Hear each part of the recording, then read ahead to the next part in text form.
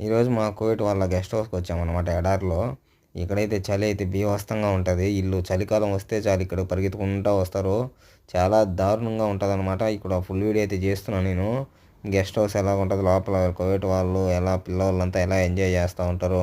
ఇక్కడ జాకూర్లు అంటే ఏంటి, ఇక్కడ షబ్ది అంటే ఏంటి, షబ్దిలో ఏముంటాయి, ఎలాగుంటాయని మొత్తం ఈ వీడియో అయితే ఉంటుందన్నమాట.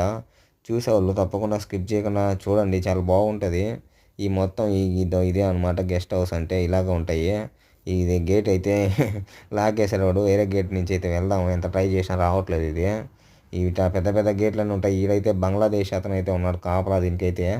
దీనికి ఇక్కడైతే మా కువైట్ వాళ్ళకి మేకలు కూడా ఉన్నాయన్నమాట. మేకల దగ్గర మేకలు చూసుకుంటూ ఇక్కడ ఉంటాడనమాట వాడు. చూపిస్తాను మీకు, అతను కూడా చూపిస్తాను. ఇదే గెస్ట్ హౌస్ అయితే దివానియా ఇవన్నీ ఇక్కడే ఉంటాయి అనమాట. ఈడు పిల్లోడైతే చూడు బగ్గీతో అయితే ఓ అని తిప్పుతా ఉన్నాడు, సంపుతున్నాడు అంటే బగ్గీని అయితే.